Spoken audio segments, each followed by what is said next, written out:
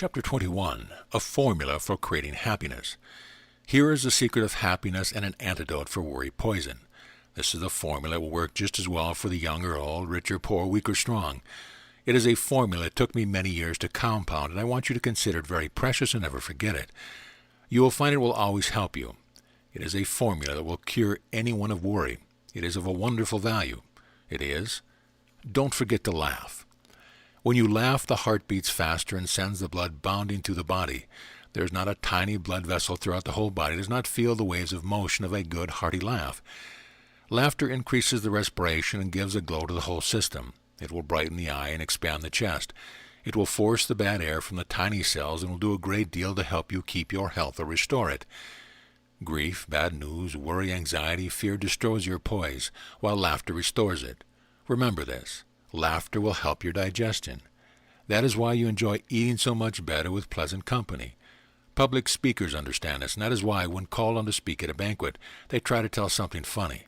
Laughter supplies the brain with cheerful thoughts, and as you cannot do two things at the same time, you cannot worry while you laugh.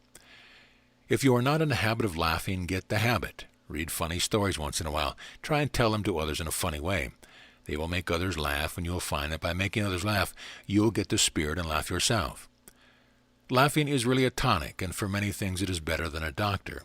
The following true story will give you an idea how valuable it is. A woman had a crushing sorrow. Despondency, indigestion, insomnia, and other kindred ills followed. She determined to throw off the gloom which was making life so heavy a burden for her. She established the rule that she would laugh at least 3 times a day, whether the occasion was presented or not. She trained herself to laugh heartily at the least provocation and would go to her room and make merry all by herself. This woman was soon in excellent health and grand spirits, and her home became sunny, cheerful abode. At first her husband and children were amused at her, and while they respected her determination because of the grief she bore, they did not enter into the spirit of the plan. But after a while the funny part of the idea struck the woman's husband, and he began to laugh every time his wife spoke of it. When the husband came home, he would ask her if she had taken her regular laughing during the day, and he would laugh when he asked the question, and he laughed again when she answered. The children thought the mother's notion was very queer, but they laughed just the same. Gradually the children told other children, and they told their parents.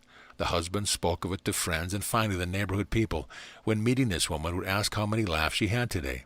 Naturally, they all laughed when they asked the question, and that made the woman laugh too. This woman had been suffering from the greatest kind of sorrow, but the simple act of laughing 3 times a day brought her out of it and put her into a new way of living. It relieved her of indigestion, banished the headaches, gave her poise and peace, and her whole home was a much better place for all the family.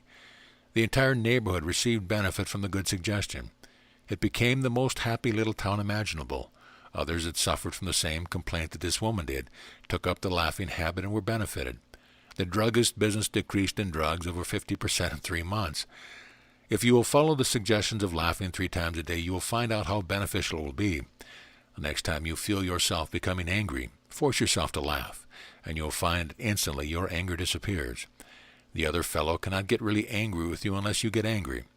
The next time someone gets angry with you, retain your poise and smile and see how much better you are able to adjust the difference.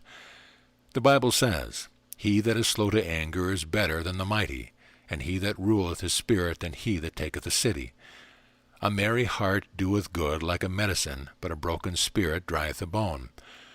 Always try to keep in a good humor, for anger kills happiness. Do not quarrel. Remember that a soft answer turneth away wrath. Let the other fellow lose his temper and get angry, but you keep calm and you will finish on top.